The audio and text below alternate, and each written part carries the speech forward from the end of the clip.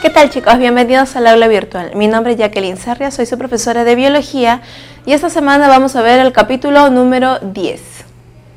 Muy bien, chicos, en nuestro tema de esta semana nos corresponde el tema de reproducción. Recordemos que la reproducción es el objetivo de toda especie para siempre perpetuarse. Chicos, en el caso de la reproducción, todos los seres vivos tenemos diferentes estrategias reproductivas. Algunos pueden ser de manera asexual y otros de manera sexual.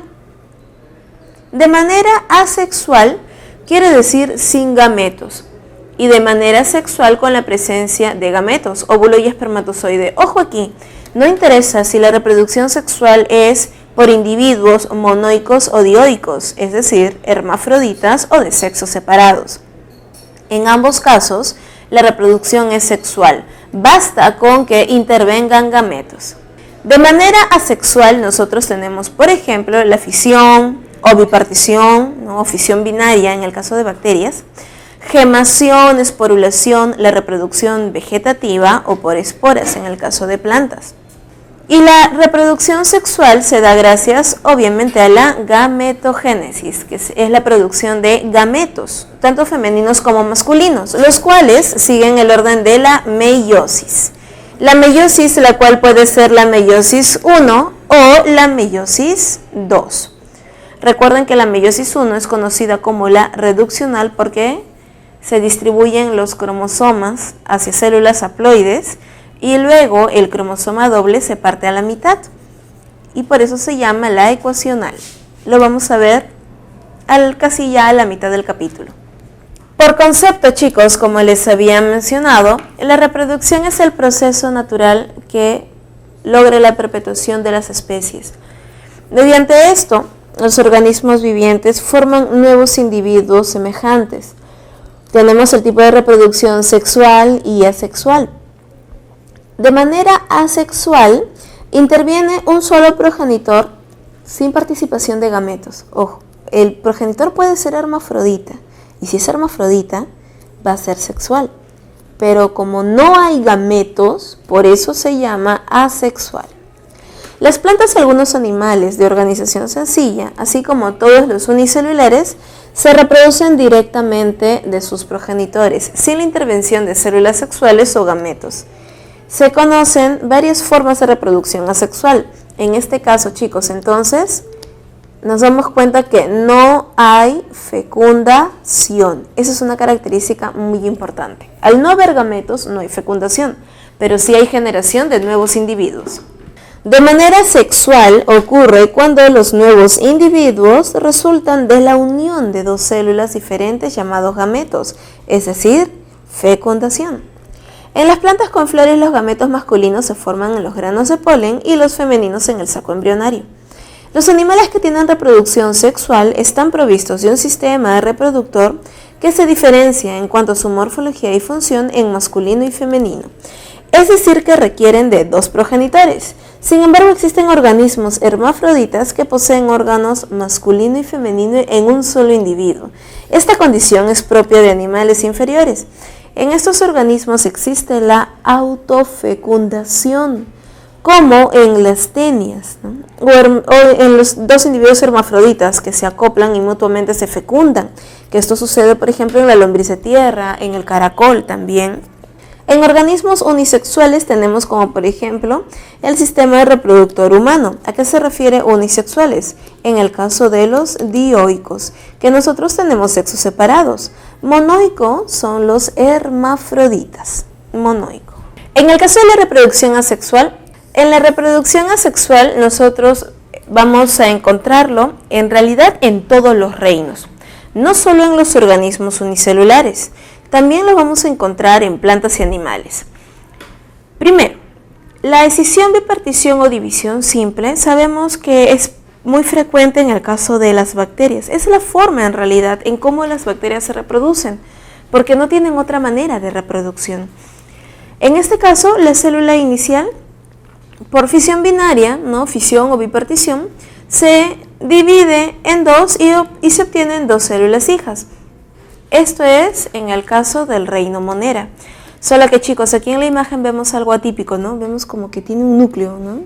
Y bueno, eso no ocurre en el caso de la bacteria, porque recuerden que los Monera son procariotas, ¿no? Células sin núcleo. En la gemación vemos la aparición de células más pequeñas o también llamados yemas, las cuales luego crecen hasta alcanzar el tamaño adulto, ¿no? El tamaño de la célula original. Esto es muy frecuente en el caso de las levaduras y hongos. Esto es parte del reino fungi. Y en el caso de la esporulación, visualizamos cómo el núcleo hace múltiples divisiones y luego estos pequeños núcleos se rodean de membrana, los cuales luego son liberados a modo de esporas. Esto es muy común en el caso de protozoarios, en el reino protista. Ahora vamos a ver en el caso del reino Plantae y Animalia. En el caso del reino Plantae, la reproducción asexual que nosotros visualizamos es de manera natural vegetativa, que son los casos cuando tenemos tubérculo, por rizoma, por bulbo y por estolón. Tubérculo obviamente como la papa, ¿sí? La oca, maca, rizoma como el lirio, el geranio, por bulbo en el caso de la cebolla, ¿no? Estolón en el caso de la fresa, conocida como una plantita rastrera. Señores, recuerden que la reproducción vegetativa también puede ser de manera artificial. ¿Cómo de manera artificial? Provocado por la mano del hombre. Esto sería en el caso, por ejemplo, de ácodos, de esquejes, estacas.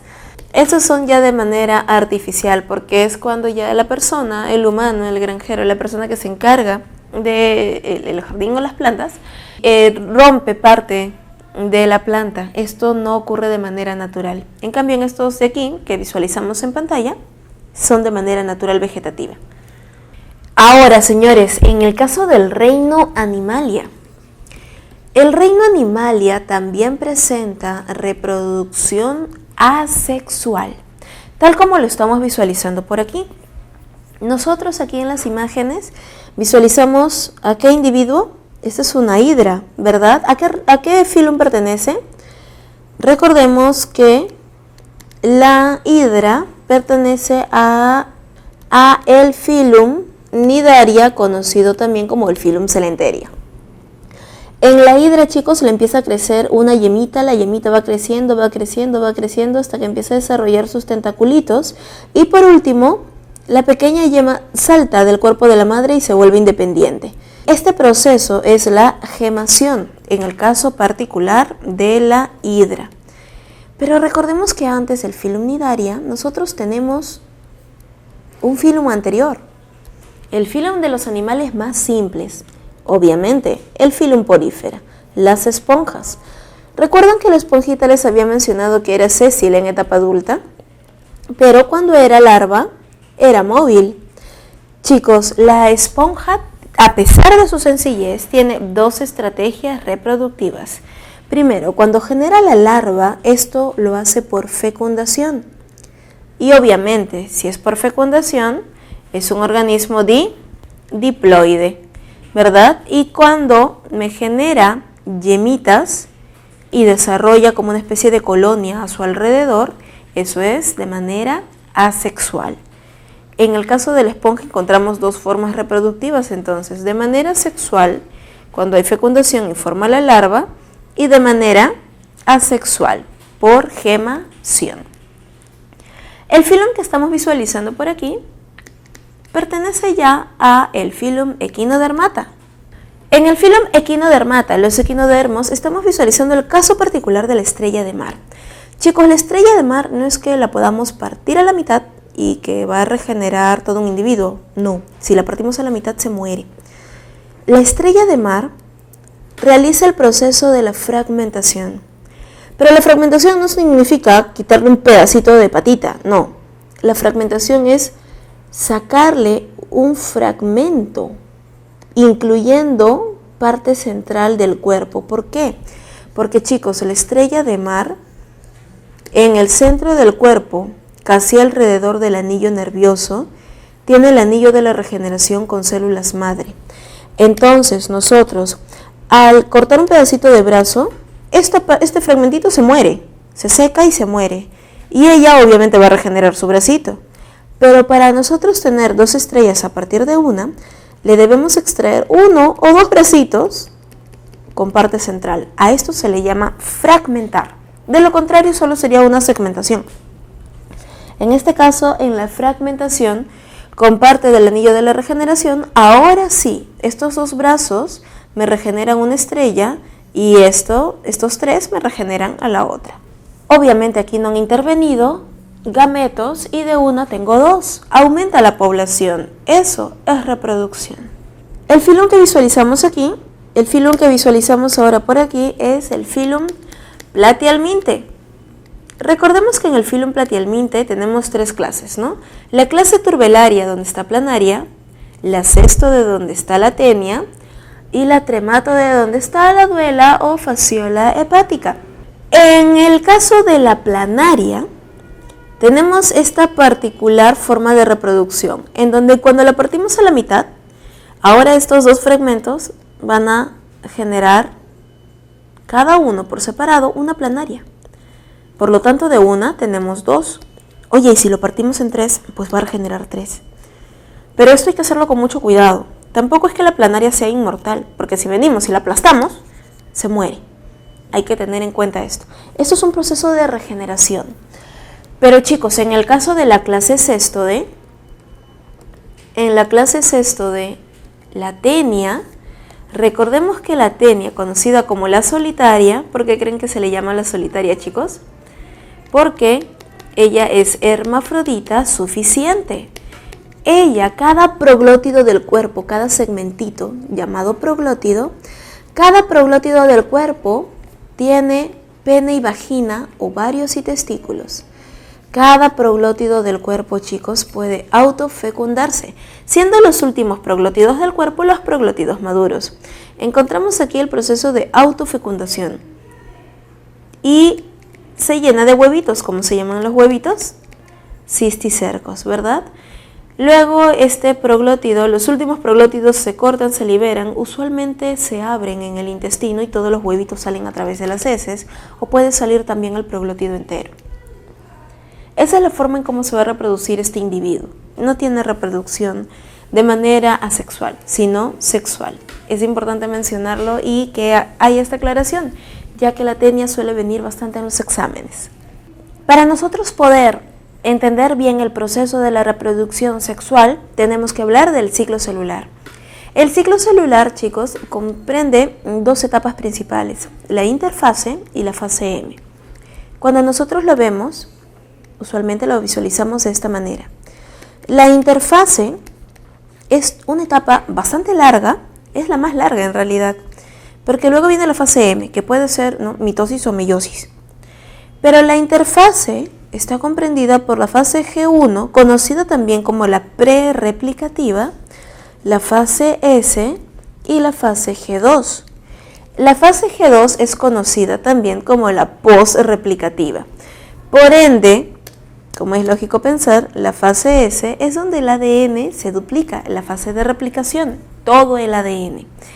Por tal motivo, chicos, la interfase requiere de muchísimas enzimas, muchísimas. Por tal motivo es la etapa en donde el núcleo tiene una mayor actividad. Si nosotros visualizamos a la célula con su núcleo, cuando entra a G1, visualizaríamos una molécula de ADN.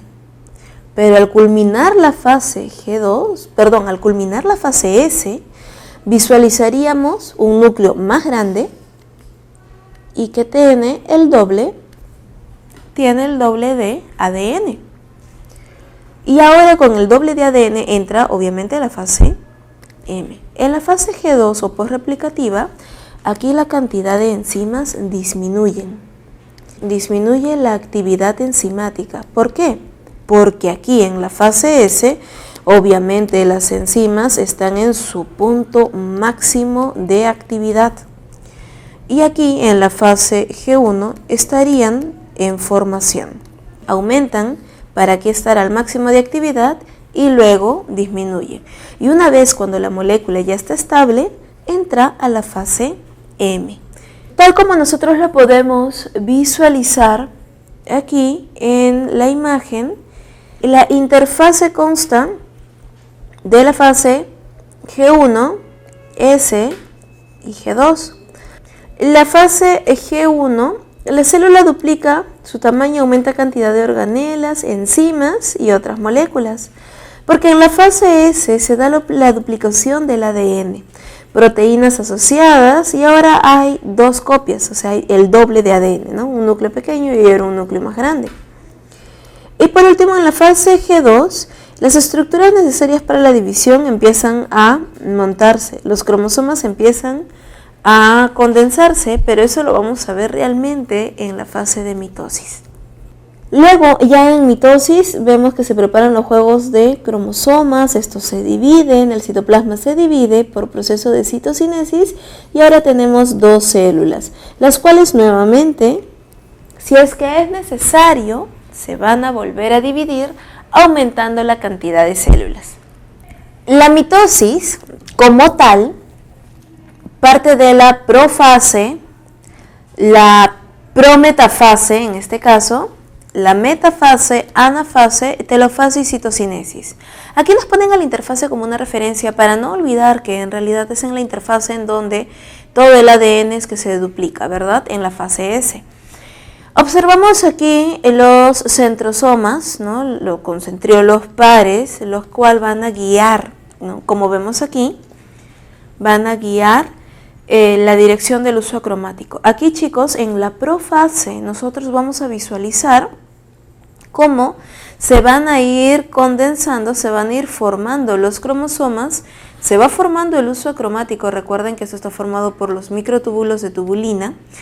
Y luego ya en la prometafase, que es esta imagen de aquí, en prometafase ya visualizamos las estructuras totalmente formadas, ya no se observa núcleo, el retículo endoplasmático, liso, rugoso, el aparato de Golgi, todas las membranas se desestabilizan, todo se desarma como si fueran piezas de Lego, igualito, todo se desarma en el interior de la célula y queda en un medio prácticamente líquido. Se da paso a la organización de los cromosomas y el uso acromático. En metafase los cromosomas se alinean en la placa ecuatorial, ¿sí? Que no es una sola, ¿no? En realidad son varias porque es una célula en 3D. ¿Sí? Recuerden eso, aquí nosotros lo estamos viendo en 2D, lo vemos plano, pero en realidad la placa ecuatorial es toda la estructura. Vemos el centrosoma, ¿no? El polo del uso acromático, en ambos casos, hacia los polos. Y luego ya en anafase, desde aquí, desde la parte central del cromosoma, el centrosoma pegado hacia el cinetocoro, observamos cómo los cromosomas van siendo jalados. Recuerden que la dirección es hacia los extremos, de esta forma, hacia los extremos. Y es que desde la zona del cinetocoro se va despolimerizando la tubulina. Por tal motivo, el cromosoma es jalado hacia los polos. Y por último ya, en la telofase, los cromosomas empiezan ya a descondensarse, se empieza a formar el núcleo, formación de nucleolos, se empiezan a reorganizar las estructuras, las endomembranas, los ribosomas. Oigan, ¿y qué sucedió con mitocondrias? En este caso, chicos, las mitocondrias que se encontraban al inicio en la célula, las mitocondrias hacen mitosis junto con la célula. Por eso se llaman, ¿no?, semiautónomas. Cosa que al final las mitocondrias se reparten, al momento de la citocinesis, se reparten las mitocondrias de manera equitativa o lo más equitativa posible. Recuerden de que puede haber, ¿no?, una repartición de, por ejemplo, si habían 3 y cuando se duplican hay 6, pueden dividirse en 4 y 2 o de 3 en 3. Y ese es el proceso de la citocinesis, chicos. Entonces, al final, vamos a obtener 2 células hijas idénticas a la madre original. Eso, señores, en conjunto se conoce como la mitosis. Este proceso, recordemos que se realiza en el cuerpo de las personas, ¿sí?, en todos los tejidos, excepto a nivel de gónadas. En las gónadas ocurre meiosis y solo en gónadas. En todo el resto de nuestro cuerpo ocurre mitosis. La mitosis se conoce también que ocurre en las células somáticas. Células somáticas son las células del cuerpo, mientras que la meiosis ocurre en las células germinales o germinativas. Germinales. Esto es en el caso de las gónadas. En la célula vegetal, como nosotros sabemos, aparte de la membrana interna, visualizamos la pared celular. Aquí se encuentra la membrana y en azulito vemos la pared. Cuando ocurre la mitosis en una célula vegetal, no es que ocurra un estrangulamiento de afuera hacia adentro como es en el caso de la célula animal. En el caso de la célula vegetal, se empieza a formar la pared celular de adentro hacia afuera. Se forma esta estructura, ¿no?, como una especie de fragmoplasto o una placa celular. Y luego la pared celular termina separando a las dos células. Este proceso es la citocinesis en el caso de la célula vegetal. En la meiosis, que como ya sabemos ocurre en células germinales, ¿sí?, en la parte de las gónadas, en meiosis debemos de recordar que el proceso siempre inicia con una célula diploide. Luego obtenemos dos células haploides, pero ojo, de cromosoma doble. Y al finalizar la meiosis, obtenemos 4 células, también haploides, pero estas células haploides ahora son de cromosoma simple. Cuando entra la meiosis, recuerden que previamente ocurrió la interfase. Y en la interfase, ¿qué es lo que ocurre? Que de célula que tiene cromosoma, y vamos a ponerlo de esta manera, ¿ok? Que de la célula que tiene cromosoma simple, el cromosoma ahora va a ser doble. Por eso, cuando llega a meiosis, esta célula diploide tiene, como es diploide, tiene 2. Aquí vamos a poner 2 y 2. Cuando entra a meiosis, la célula diploide tiene 2 cromosomas dobles. Por eso la primera se llama la reduccional, porque se reduce a la mitad el número de cromosomas, haploide y haploide. Pero como el ADN se duplicó en interfase, estos cromosomas son dobles. Por lo tanto, me permite hacer la meiosis 2, en donde a las células se les reparte este cromosoma a la mitad, ahora cromosoma simple, cromosoma simple, cromosoma simple, cromosoma simple. Entonces, estas 4 células serían los gametos. Estas células serían los gametos. Vamos a ver primero la meiosis 1, que es de aquí hasta aquí, este proceso. Conocido meiosis 1 también como la fase reduccional. ¿Por qué la fase reduccional? Recuerden, en meiosis 1 vamos a encontrar la profase 1, metafase 1, anafase 1 y telofase 1. En la profase 1 encontramos 5 etapas. Encontramos el leptoteno, cigoteno, paquiteno, diploteno y la diacinesis.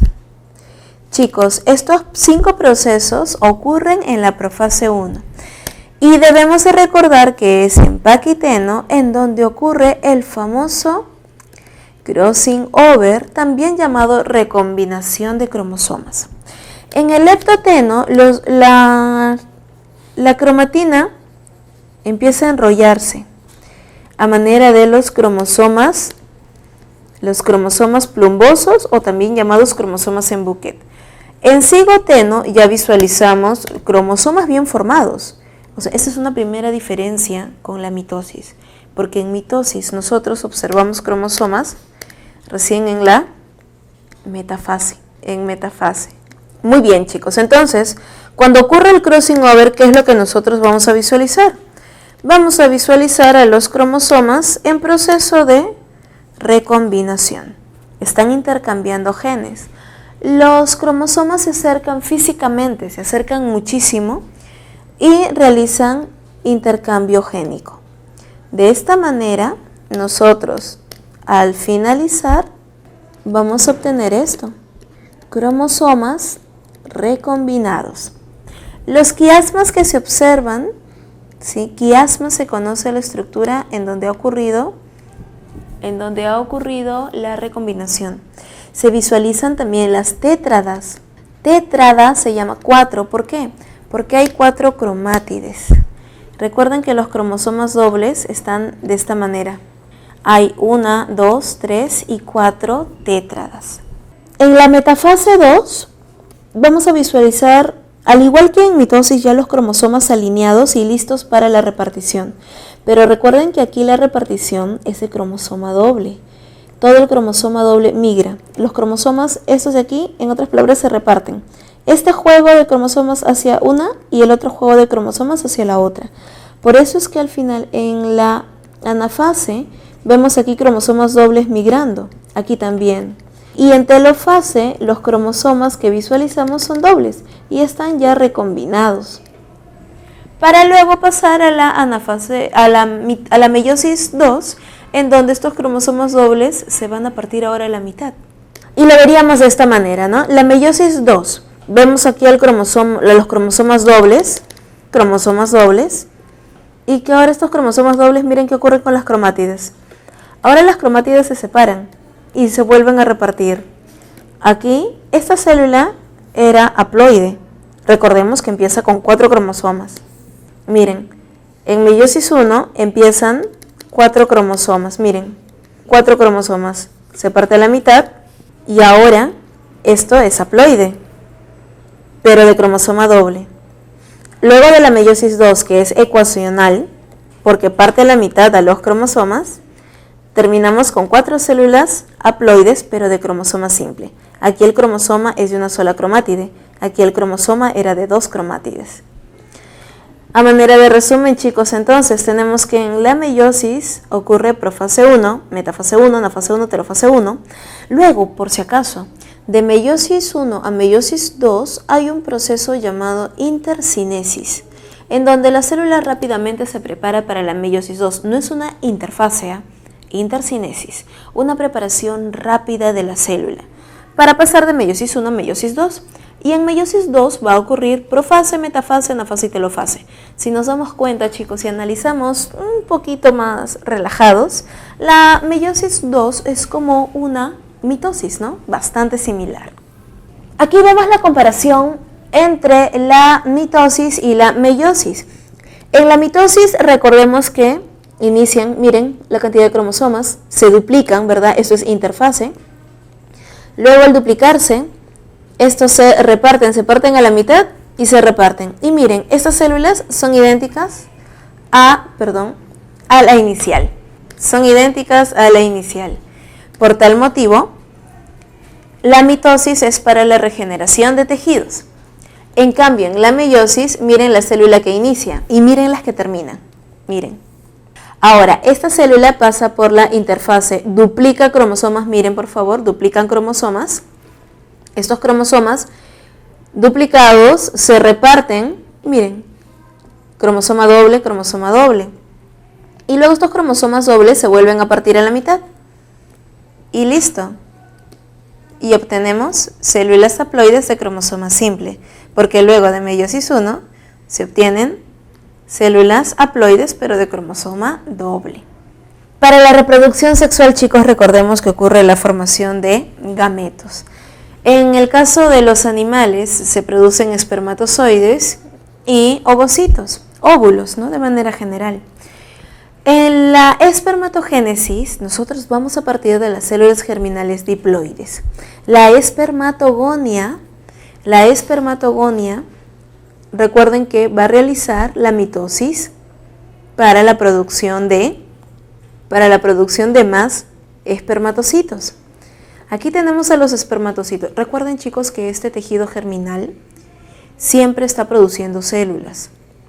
Y luego esta célula que ha hecho mitosis, luego esta entra a meiosis. ¿Sí? Va a entrar luego a meiosis. El espermatocito, o el ovocito, ¿no? En este caso, va a realizar la primera división meiótica. Como vemos aquí, cromosoma doble, ¿no? Ha ocurrido meiosis 1, ya están recombinados. Y ahora al ocurrir la meiosis 2,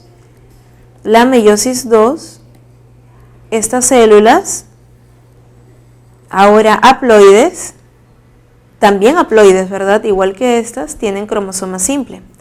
¿Y por qué debe ocurrir esto, chicos? ¿Por qué debe ser haploide? Porque esta célula, este espermatozoide, miren con el óvulo, con este óvulo se van a fecundar. ¿Y qué voy a obtener? Una célula diploide. Ahora va a ser diploide, con los 4 cromosomas internamente, y esto me va a ir formando al embrión. En el caso particular de la producción de gametos femeninos, en la formación de gametos femeninos, en la formación del óvulo se produce un solo ovocito o un solo óvulo, porque degenera en los corpúsculos polares. Al final queda solamente un óvulo. En el cuerpo de la mujer ocurre un proceso de selección. En el caso particular de las plantas, chicos, las plantas realizan el proceso de meiosis. También a nivel de las flores. Recordemos que las flores son como las gónadas, ¿no? Son como los genitales de la planta. Todo en el caso de la formación de gametos masculinos, para los granos de polen, nosotros visualizamos aquí al microsporocito. Luego de realizar la meiosis 1, ¿no? Visualizamos igual cromosoma doble. Y luego de la meiosis 2 vamos a tener 4 microsporas haploides. Pero chicos, en este caso particular en las plantas ocurren 2 cariocinesis, en donde el núcleo se duplica, solo el núcleo, y ahora vamos a tener, miren, 2 núcleos, luego de la primera cariocinesis, 2 núcleos por cada microspora. Y luego de la cariocinesis 2, vamos a tener ahora 3 núcleos. ¿Y por qué? Ahora el grano de polen, este sí es el grano de polen, el polen encontramos que es triploide. Los granos de polen son triploides. El grano de polen es quien va a realizar el proceso de fecundación. Y es que, chicos, los núcleos que se están duplicando, aumentando en cantidad, es porque el primero es el núcleo del tubo polínico y los otros son los núcleos espermáticos o núcleos generativos. Este es el grano de polen en su totalidad. Estos son los núcleos espermáticos, 2 núcleos espermáticos y un núcleo del tubo. ¿Y en dónde se van a utilizar? Lo vamos a ver a continuación. En la parte femenina de la planta, recuerdan la flor, por aquí obviamente están los granos de polen que ya se han formado, que ellos son triploides. Aquí en el saco polínico es donde está ocurriendo la meiosis y la formación de los núcleos. Miren lo que ocurre aquí. Para la formación del saco polínico, la megaspora, el megasporocito, va a realizar la meiosis 1 y voy a obtener al final de meiosis 2 4 megasporas haploides. Aquí tenemos a las megasporas, pero de estas 4 megasporas 3 degeneran, ¿no? Ocurre selección nuevamente y queda solamente una. Esta única megaspora nuevamente inicia cariocinesis. Primera cariocinesis, ahora tengo 2 núcleos. Segunda cariocinesis, ahora tengo 4 núcleos. Tercera cariocinesis y ahora tengo 8 núcleos. ¿Quiénes son estos 8 núcleos? Primero, la oósfera o el óvulo. Los cuerpos polares, 2 sinérgidas y 3 antípodas.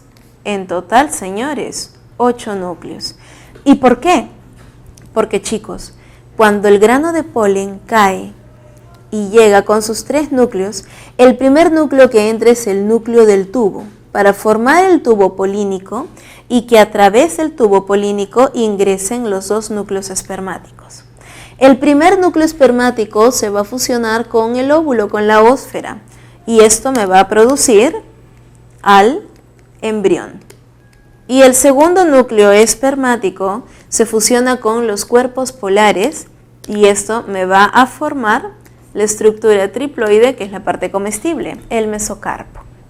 En esta imagen nosotros visualizamos las partes de la flor, ¿no? El pedúnculo, los sépalos, la zona del cáliz, el pétalo, filamento, antera, ¿no? El pétalo como tal. Recuerden que el filamento más la antera me forman el estambre. Y la parte femenina, ¿no? El estigma, la parte principal de entrada, el estilo, el ovario, ¿no? El óvulo internamente, que bueno, habría 1, ¿verdad? Y 8 núcleos en total en la zona del saco polínico. Aquí visualizamos el estambre, ¿no? En todo en conjunto la antera. Aquí vemos la antera que tiene en su interior a los granos de polen. No se olviden, triploides. En esta imagen, chicos, como nosotros hemos estado viendo el desarrollo de los gametos en el caso de las angiospermas, que son las plantas con flores, visualizamos aquí la antera que en el interior contiene a los granos de polen, ¿verdad? Aquí lo estamos visualizando. ¿Listo? Y por aquí visualizamos el saco embrionario. Recuerden que luego de realizar el proceso de meiosis, pasa a la fase haploide. Aquí están los granos de polen. Recuerden que los granos de polen son triploides, 3 núcleos. Tenemos los cuerpos polares que degeneran, la megaspora funcional, saco con 2, 4 y con 8 núcleos. El saco embrionario maduro recibe a través del estigma a el grano de polen, se forma el tubo polínico y luego ingresan los 2 núcleos espermáticos, como ya lo habíamos visto. Ocurre el proceso de fecundación, recuerden, a través del tubo polínico ingresa, uno va hacia el óvulo o la ovocélula, va a fecundarlo, y otro hacia la formación ya de el endospermo, ¿no? Que se vuelve triploide, debido a que esto es la fusión de los cuerpos polares con el segundo núcleo espermático. Y aquí ya visualizamos el desarrollo de la semilla, ¿no? En la parte interna vamos a encontrar al embrión, en la zona rodeando al embrión el endospermo y la semilla total. La cubierta de la semilla, lo que nosotros conocemos ya como la cascarilla. Luego la semilla germina y me forma al esporofito, hasta luego desarrollar al individuo adulto que va a generar su fase reproductiva sexual. Muy bien, chicos, aquí en el fruto estamos viendo las partes del fruto, la semilla en la parte interna, el endocarpo, la parte comestible que es el mesocarpo. El exocarpo es conocido como la piel, ¿no? Exo hacia afuera. En los seres humanos vamos a encontrar que nosotros tenemos un aparato reproductor bastante complejo y de manera general en todos los animales, ¿verdad? En los animales vertebrados, que somos obviamente los más desarrollados, encontramos ya un sistema reproductor muy bien diferenciado. En el caso particular del ser humano, en el caso del varón, encontramos nosotros que la producción de gametos ocurre a nivel del testículo, en gónadas, a nivel del testículo. En testículos se forman los espermatozoides, los cuales salen a través de los túbulos hacia el epidídimo. El epidídimo es este saquito que está aquí en la parte superior del testículo. En el epidídimo, señores, ocurre la maduración de los espermatozoides. Aquí es donde los espermatozoides adquieren la capacidad del movimiento, maduran. Si te viniera, por ejemplo, en el examen alguna pregunta de una pareja se va a hacer fecundación in vitro y extraen un espermatozoide del testículo el espermatozoide es inmóvil. Este espermatozoide, así le pongan un óvulo al costado, no reacciona, no tiene forma de atracción. En cambio, en el epidídimo, aquí es donde los espermatozoides maduran y sus membranas maduran y adquieren los receptores que necesita para poder identificar al óvulo para el proceso de fecundación.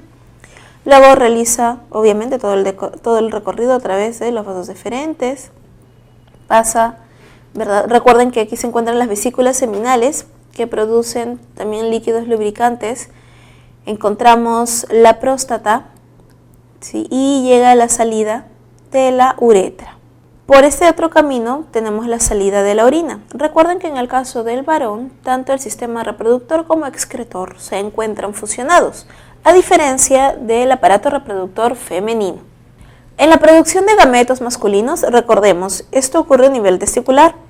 La espermatogonia hace por mitosis, recordemos esto, por mitosis, lleva hasta el espermatocito primario, el cual realiza la primera división meiótica, meiosis 1, y luego realiza meiosis 2.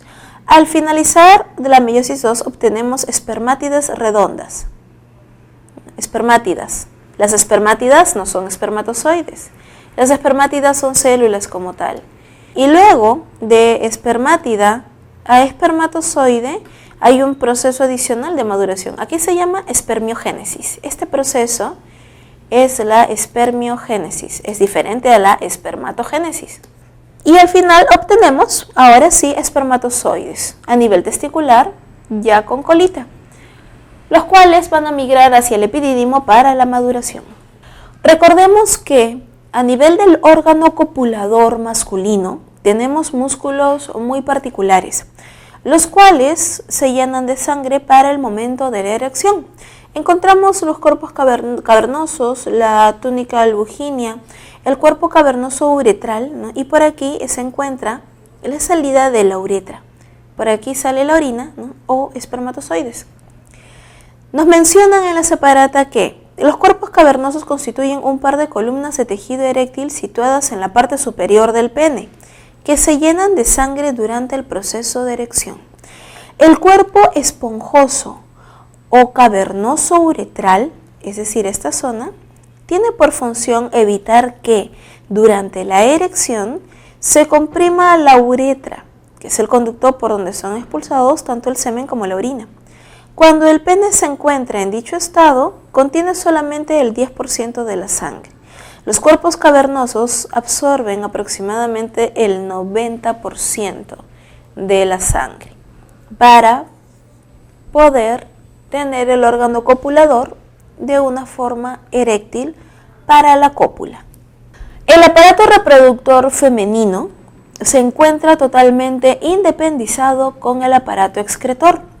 Nosotros visualizamos aquí la uretra.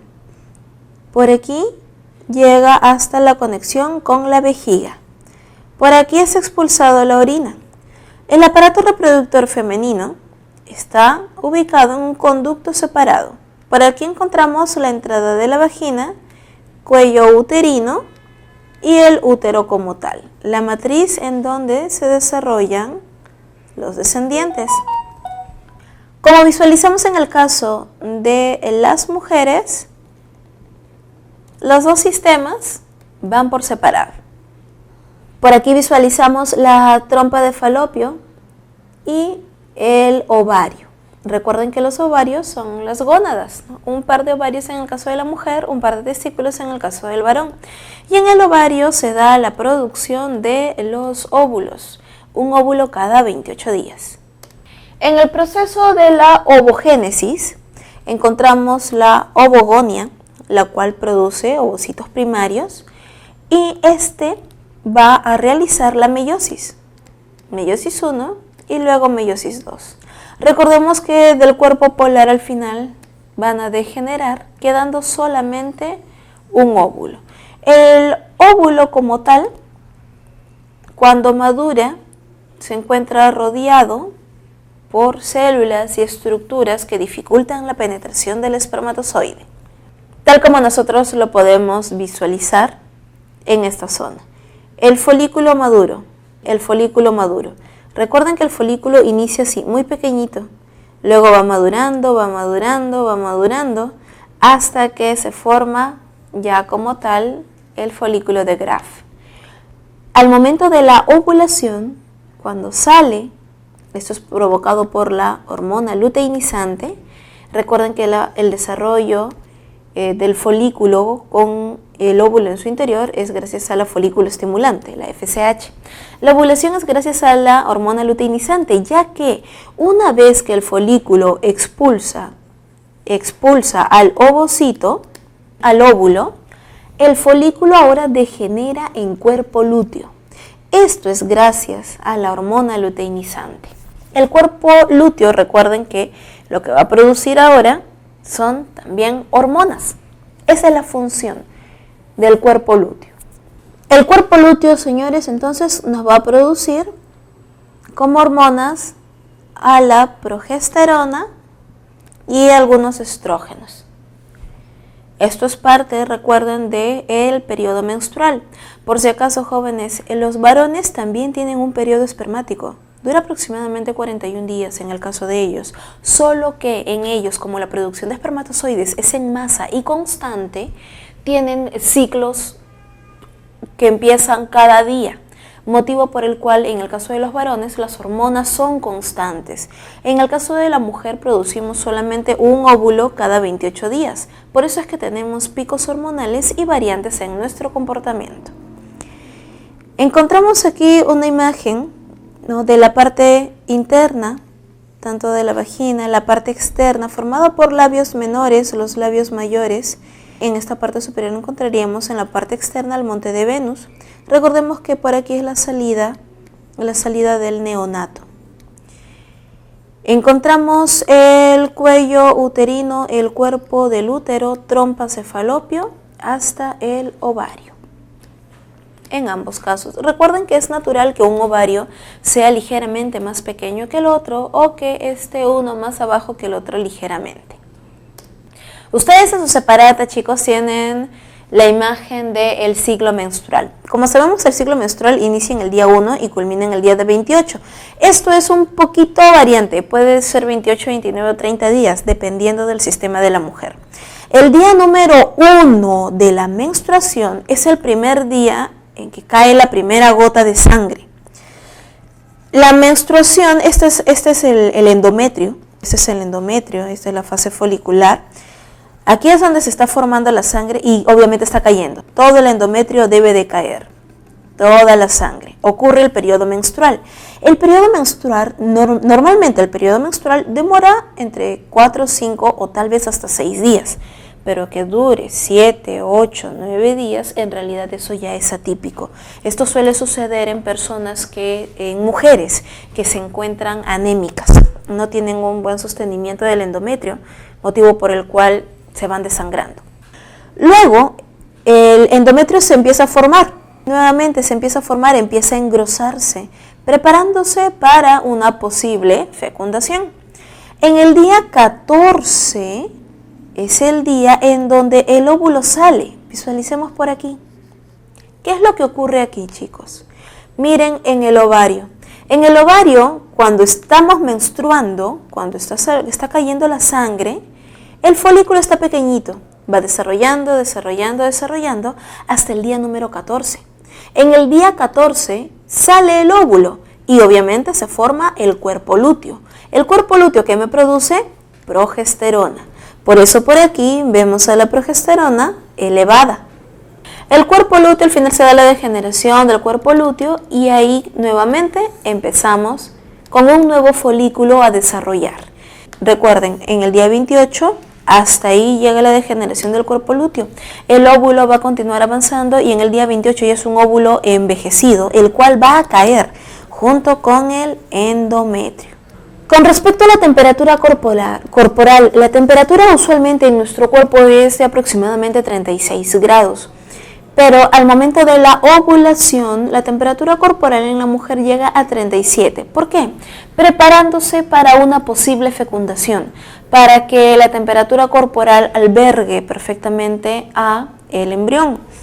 Las hormonas que se producen a lo largo de todo el periodo menstrual, como ya les había mencionado, la progesterona luego de la ovulación, pero al momento de la ovulación, quien llega a su punto máximo es la hormona luteinizante.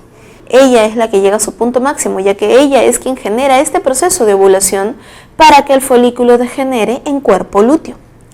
La folículo estimulante se encuentra a lo largo de todo el proceso, ¿no?, ligeramente más elevada al momento de la ovulación y luego continúa.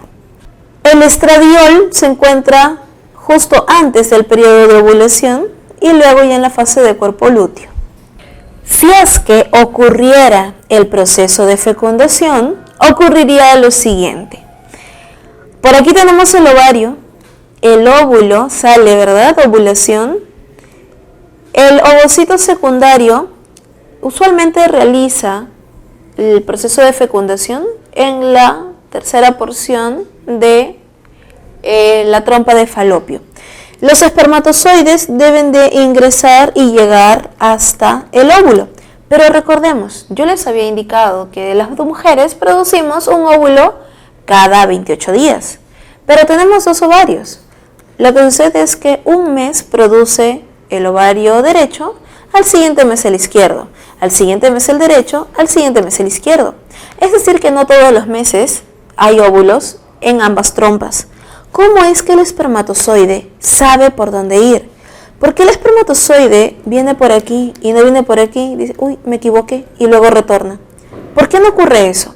Es que, señores, recuerdan que les había indicado de que el espermatozoide tiene que madurar en el epidídimo. En el epidídimo, recuerdan que está el espermatozoide con su núcleo, ¿no? El acrosoma, que es un lisosoma modificado. Señores, en el epidídimo, aquí es donde la membrana obtiene los receptores. ¿Receptores para qué? Es que, chicos, recuerdan que el ovario está produciendo hormonas, ¿no? La progesterona, estradiol, entre otros. Mientras ella va produciendo hormonas, esas hormonas van a tener contacto con los receptores del espermatozoide. El espermatozoide, cuando está avanzando, toda esta zona, si es que este es el ovario que está produciendo el óvulo, las hormonas van a llegar a toda esta zona. El espermatozoide, gracias a sus receptores, al ir percibiendo a las hormonas, este va a saber a dónde dirigirse y ya no se va a equivocar. Motivo por el cual, chicos, en el caso de la fecundación, esto es una comunicación química prácticamente, gracias a las hormonas. Muy bien, entonces, el espermatozoide ya sabemos cómo es que llega, ¿no?, a la trompa de falopio correcta. Ocurre el proceso de fecundación, pero chicos, recuerden, esta es una fecundación ideal. La fecundación puede ocurrir aquí, o incluso cuando ya el ovario está por aquí, el óvulo está por aquí. Y obviamente este óvulo es un óvulo envejecido. Se dicen que los seres humanos con mejor metabolismo y más eficientes, si su sistema muy resistente, es cuando es un óvulo joven.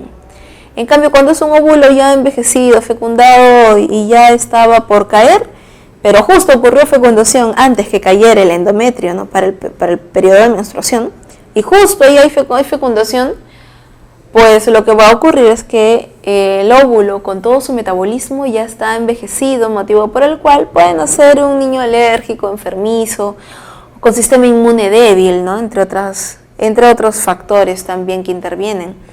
De igual manera, ¿no?, por eso es que la mujer no debe tener hijos en edades muy avanzadas, porque su metabolismo ya no está produciendo los mejores óvulos. Recuerden que la edad apropiada para tener niños es aproximadamente, ¿no?, actualmente ya hasta los 35 años, porque los seres humanos ya somos muy cuidadosos con la alimentación, ejercicio, bueno, se supone. Así que por ese motivo, chicos, entre los 25 y 35 años, ¿no?, se puede tener hijos con ya un metabolismo apropiado. Después de los 35, ya es un embarazo de riesgo para la mujer. O el pequeño puede nacer con algunos problemas o dificultades. Luego de la fecundación, asumiendo que ocurre de manera ideal en esta zona, luego de 30 horas ocurre la primera división. Luego de 50 horas la segunda división. A las 80 horas, señores, ya tenemos una pequeña mórula. La mórula va avanzando hasta blástula luego de 4 días, ya como gástrula a los 6 días. ¿Y por qué se le llama anidación? Es que recuerden, chicos, que en el embrión, ven esta parte interna, ¿no? Esta es una masa celular, esto es lo que va a formar el embrión. La parte externa son conocidas como las células del trofoctodermo, que se van a unir junto con el endometrio para formar la futura placenta. A eso se le llama la anidación, es cuando el embrioncito se mete al endometrio para formar la futura placenta e ir desarrollando ya más el embrión. Chicos, ¿de qué etapa se llama embrión y de qué momento a qué momento se llama feto? embrión se le llaman los 3 primeros meses y los 6 últimos meses de gestación ya se llama feto, por si acaso. Aquí observamos, chicos, el óvulo ya a mayor detalle. Observamos aquí al óvulo, vemos el óvulo por aquí, ¿sí? Vemos la corona radiada o corona radiata, que es como una especie de cúmulo de células más pequeñas, las cuales dificultan el ingreso de los espermatozoides. Aquí estamos viendo al espermatozoide, ¿no? Intentando entrar intentando fecundar, intentando penetrar. Recuerden que ese proceso lo logran gracias al acrosoma, ¿no? Las enzimas que tiene el espermatozoide en la zona de la cabeza. Luego de realizar el ingreso, recuerden que se reconstruye nuevamente la zona pelúcida y se da la inactivación de los receptores de espermatozoides, o sea, quiere decir que esto se bloquea por completo. Ya no permite el ingreso de ningún otro espermatozoide, a menos que ingresen 2 o 3 a la vez. Luego ya vemos la primera fase del proceso de la formación ya del cigoto, los pronúcleos, la formación del pronúcleo femenino, el pronúcleo masculino. Recuerden que ¿a qué se le llama esto? Los pronúcleos son los que posteriormente se van a fusionar y van a empezar el proceso de las divisiones, ¿no? División de 2, luego de 4, 8, 16, 32, es exponencial, hasta llegar a desarrollar toda la mórula, blástula y gástrula. Por último, aquí visualizamos el desarrollo embrionario en el caso de los vertebrados, anfibios, reptiles y mamíferos. En el caso de los anfibios, recordemos que todo parte de huevitos, ¿no? La mórula se forma de esta manera, miren, visualícenlo. Y luego ya se forma la blástula, miren. Y la gástrula, aquí está la parte interna. Y esto a futuro será el embrión. En cambio, en los reptiles, que es un huevito con cáscara, la mórula se forma así en un puntito, va desarrollando y desarrolla el individuo encima, ¿no? Esto es como si fuera la yema. ¿Sí? La yema y encimita desarrolla el embrión y el embrioncito se va alimentando de la yemita. En cambio en mamíferos, miren, se parece bastante al caso de anfibios, ¿no? ¿A qué se debe esto, chicos? Recuerden que 9 meses de nuestra vida hemos sido organismos acuáticos, igual que los anfibios. Por tal motivo, en el caso de los mamíferos, ocurre la formación de la mórula y se realiza de esta forma. Muchas celulitas. La blástula, muy similar, igual que la gástrula, ¿no? Esto desarrolla hasta un embrioncito y estas células son las células externas son las que tienen contacto con el endometrio.